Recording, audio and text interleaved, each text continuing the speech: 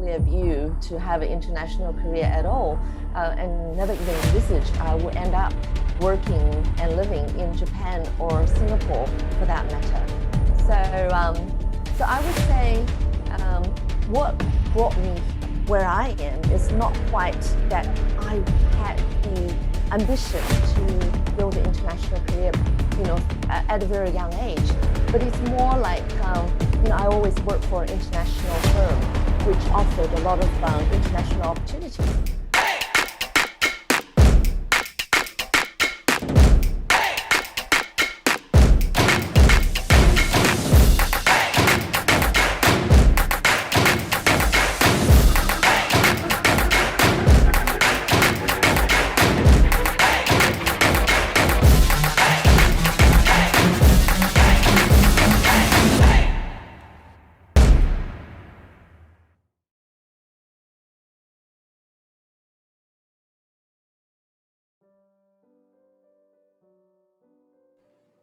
Hello and welcome to the Honest Talk by Freak Folks.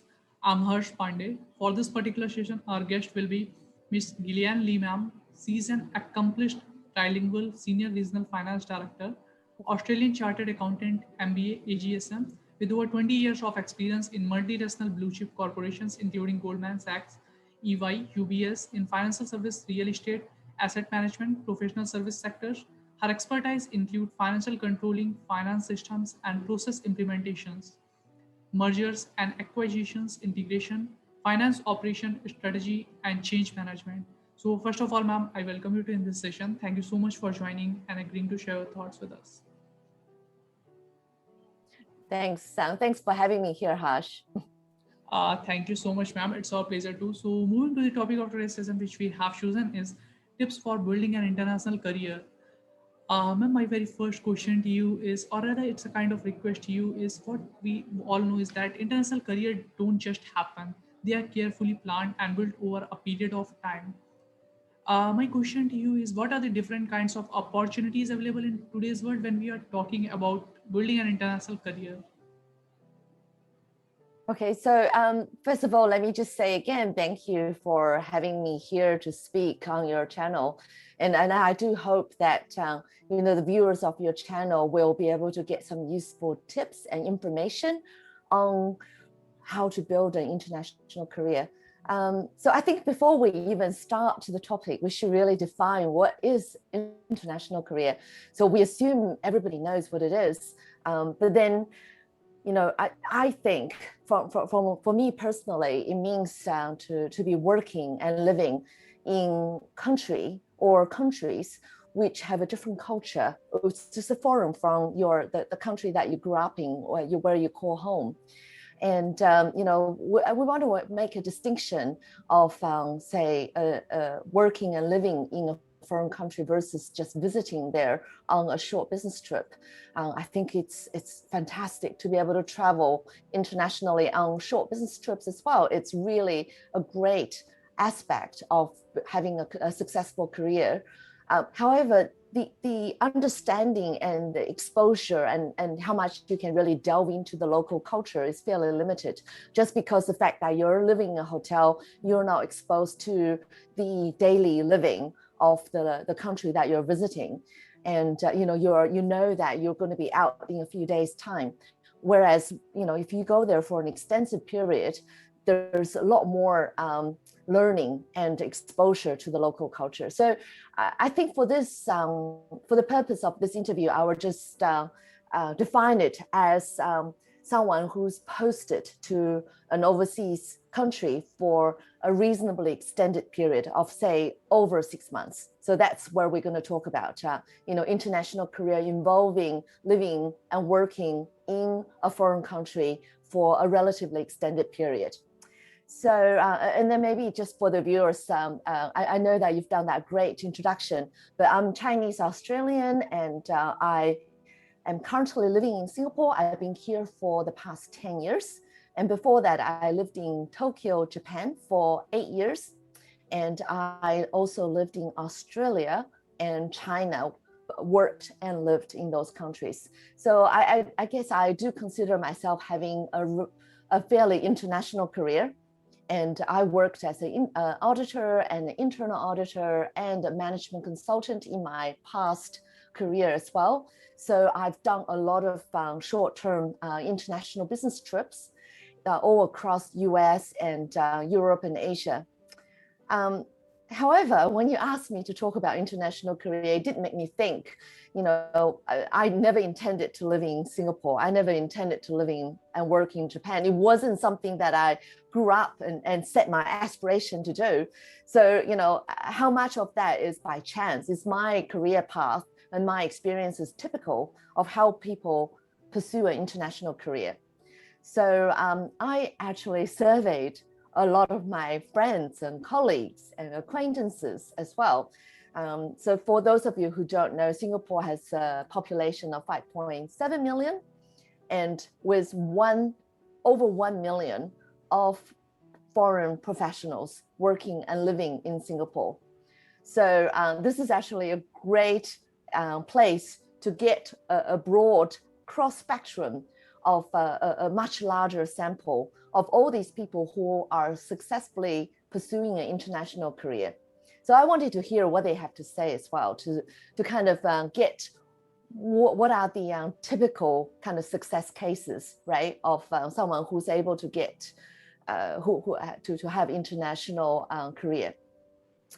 So I talked to about 10 or 15 of my colleagues and friends, acquaintances from workplace, from my church, from my sporting club, and just from my general social circle. So I'm going to read out to you some of the responses. I got so many interesting stories in terms of how they ended up in Singapore. So when I asked the question, you're not Singaporean, how did you end up living and working here? I got a lot of very enthusiastic answers. So the funniest one was, when I asked what brought you here, they said, a Singapore Airlines A380 brought me here. Obviously, that's in jest. But, some of the answers I got is that I just bought a plane ticket to Singapore and I found a job before my visa expired.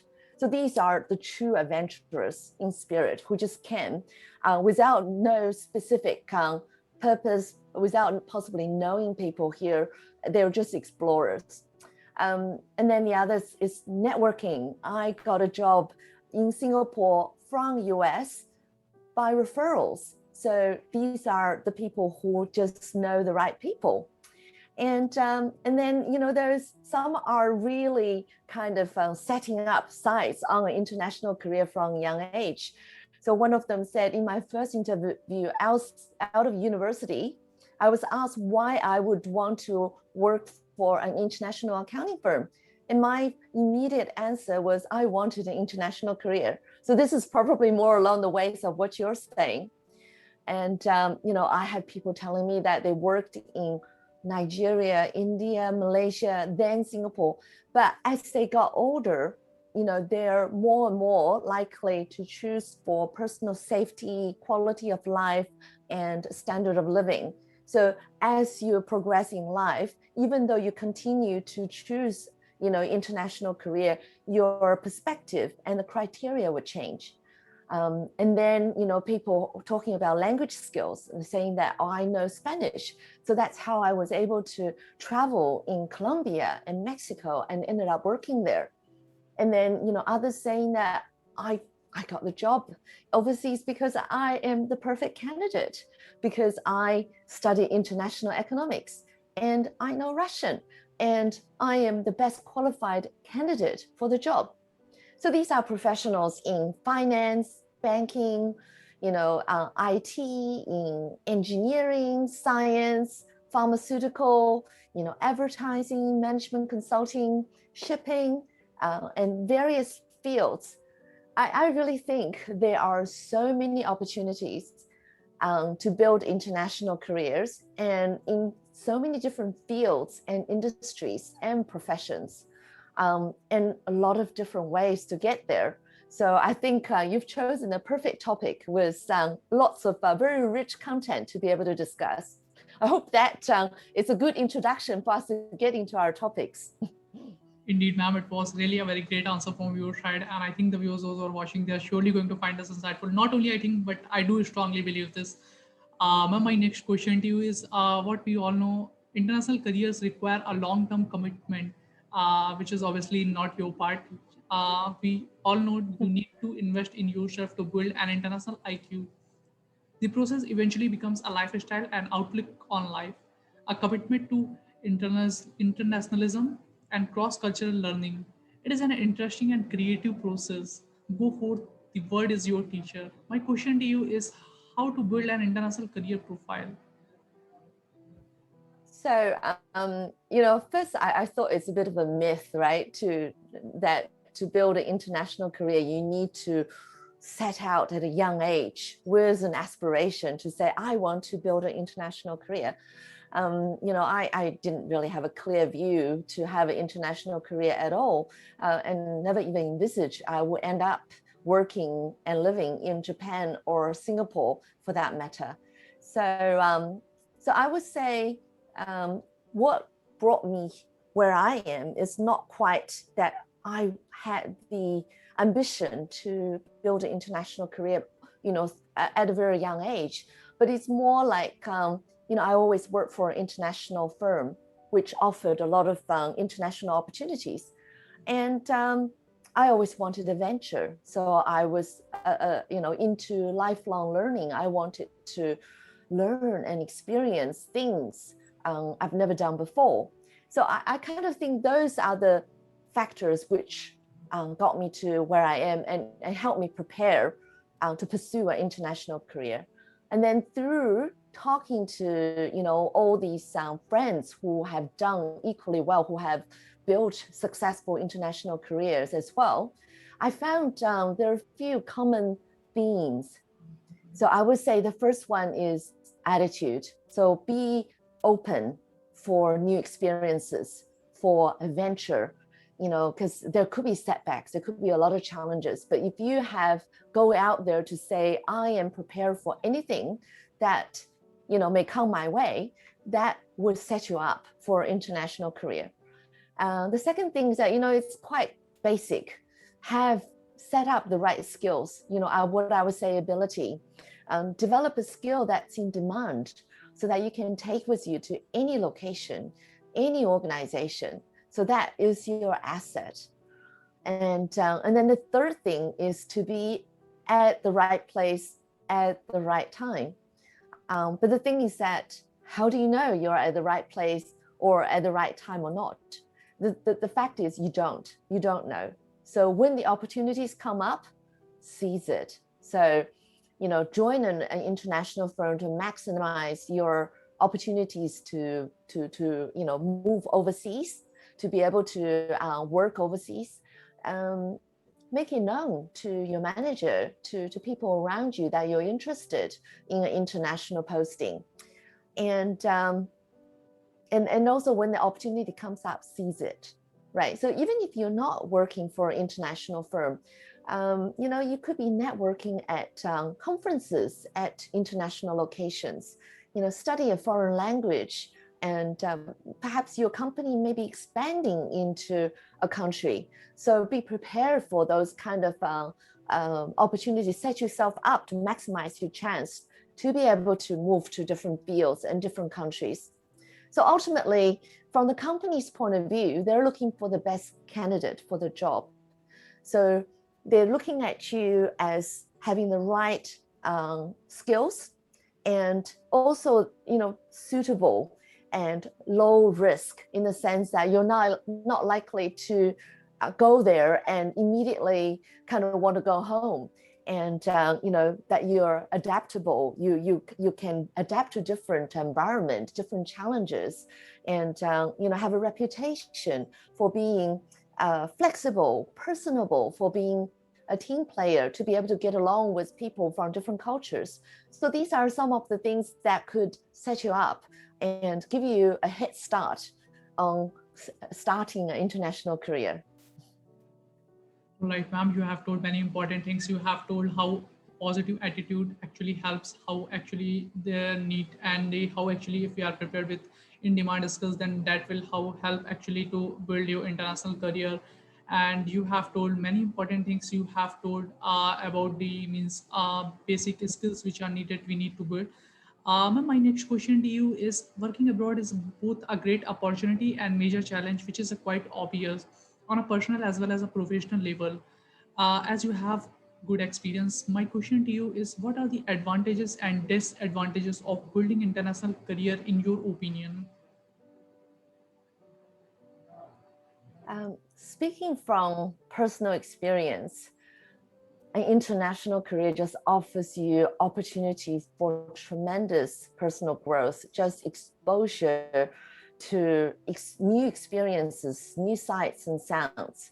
So you get a chance to live in places you see in postcards on TV, right? You can walk past monuments and structures that you read in travel books. So, and then, you'll be in an environment, every single colleague you work with will be your language teacher. So I would say the advantages will be personal experience, personal growth, learning about local culture, learning about local business etiquettes. And, when I was living in Tokyo, there were mornings when I would be riding my bicycles through the streets in Tokyo lined with cherry blossom trees. And I would, go through the Shibuya crossing that's featured in, major international films. And, I would be like pinching myself to make sure I'm not dreaming. So these are the experiences that you have to be living and breathing in a foreign kind of exotic environment to appreciate. Professionally, I was involved in Japanese business, right? Like how to in business and finance operations in a Japanese environment, or dealing with international clients from a Japanese point of view. So these were like totally valuable professional experiences that set me up for kind of a future business and career as well. So, and then on the flip side, there are also disadvantages, right? So if you are posted from the head office into a region, there's always a risk that you could be forgotten. You're too far away from the decision makers. You could be, your experience may be too regional, too local, which may or may not be transferable to the next location. And then on a personal front, you could actually lose touch with your social network, friends from home.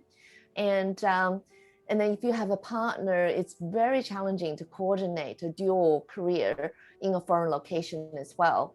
And then obviously there's personal safety, standard of living in certain countries. The more exotic and off the beaten tracks it is, there could be more challenges. And then in this COVID era, I've known quite a number of expats who got laid off because the companies are in distress and they're downsizing. So in addition to dealing with losing your job, you will be dealing with losing your right of residency as well. So you have to work on, relocating back home. So, there's kind of both sides, right? So again, it's not for everybody. And it's really for those who want to enrich your personal experience and who want to seek adventure. And then, again, firms are much more willing to relocate someone who's young and single, because it's they're more mobile, more flexible, and also just from company point of view, it's less costly than relocating an entire family, and less risky because they're not likely to have a spouse who hates the new location and who want to immediately go home. So I would say that try to seek out international postings when you're young and mobile. So that might be easier for you to adapt to the international working environment as well. Indeed, ma'am, you have told so many important things. And again, I must say that it's a kind of privilege today we got to hear all those things from you. My question to you is, ma'am, next is moving abroad, whether you are working, studying, learning, volunteering, or just traveling an extended period of time, is complicated. The experience can be thrilling, energizing, and eye-opening, but it can also be incredibly challenging in a number of ways. My question to you is, how can one prepare for cultural differences and feeling of homesickness or loneliness in abroad? Yeah, so I've kind of touched on some of the challenges of living in a foreign country, including losing your job, whilst working overseas. Um, there are just obviously, invariably a lot of challenges involved with living overseas. You need to find a place to live, figure out renting, utilities, mobile phone plans, opening a bank account, transport, taxes, pension plans, right? All the things that you kind of need to deal with at home, but you're dealing with an entirely foreign government and set of rules. And then, and God forbid, if you kind of get sick, have to go to hospital without family support, without the familiar kind of a social network, it's twice as challenging. So again, I want to come back to the point. It's a matter of mindset. It's, if you are optimistic, positive, take the whole experience as an adventure and as a practical kind of study course, rather than thinking of all the things you're missing out on from home that you don't have. Focus on the things that you cannot experience at home, only available at where you are. Focus on those unique experiences, sights and sounds. You're not there forever. You can always go home at any time. So, make the most of your time overseas and make it positive experience for your personal and career experience. And I think there's some practical ways to help you overcome, those stress and this isolation or emotional kind of isolation and loneliness as well. So I think you're not the only one. So if you're feeling that way, there are a lot of the others feeling the same. So you can always seek out a support network. So reach out to colleagues, neighbors, to actively offer your friendship, and join churches or mosques and temples, so that you look for a connection, look for things in common with people in the local location. Join sports clubs, hobby clubs, hiking groups, and tennis, running clubs, so that you can enjoy those activities together with and whilst making friends. And then you can join language classes, because brush up the language will just make your life so much easier. And then, this is an age of the internet. Staying connected with home is easy as well. So, call home, make sure you stay connected with your family and friends back at home. So I talk to my parents daily, and I'm getting recipes from my mom so that I can, whip up some of those those comfort dishes from home, which I miss. And sometimes I have to say that I'm speaking to my family more than if I were, living back at home. So sometimes being away from home brings you closer to your loved ones. So again, there are challenges, but there are ways to turn that into a positive personal and professional experience. Indeed, ma'am, you have again told so many important things.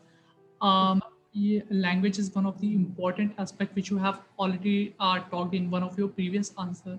Knowing a foreign language can be added advantage and sometimes even the sole advantage, especially in a job where knowing a particular language is a desired skill. It is a skill that can be developed alongside other academic pursuits and even professional career. But what if one is not sure her language skills are good enough? And considering working in a foreign language environment, what will be piece of advice from your side? Okay, so I think it's an advantage to know the language of that target country so well, and and to be studying towards mastering the language. But it's definitely not a deal breaker. So first of all, you should think about, if they wanted someone who's perfect at that local language, they would have just chosen someone local. So what the reason they recruit you is because, or post you over there, is because they value your professional skills and they value your ability to communicate in English. So I think, some of the things so your value is actually in the non-local experience and the non-local language you bring to that country or that location. So I would say that make sure you're strong in your core professional skill, whatever technical skills you have. So that is what you're valued on. And be strong in English, because what they want is a conduit to be able to connect local country to other locations, other offices. So English is generally the business language across all the regions for all major international firms. And then be open-minded and approachable, right? So that you can make friends and adapt to the local location. So, and I think, then putting the effort to develop the language skills once you get there, because that's going to make it so much easier for you to relate to your colleagues in your work environment and also for your personal life as well. When I moved to Japan, I didn't have business level Japanese. And so I joined a local community group to learn the language. We learned to make soba, to go to see sumo wrestling, to watch kabuki kind of performances. So it's a great way to make friends and to kind of integrate into the local culture. And then, when I move into the new apartment, I will be preparing a small present and go and visit my entire floor. So all the neighbors on my floor, to say that, to prepare a speech in Japanese, to say that I just moved here. My Japanese is not great, but I'm really trying to learn this.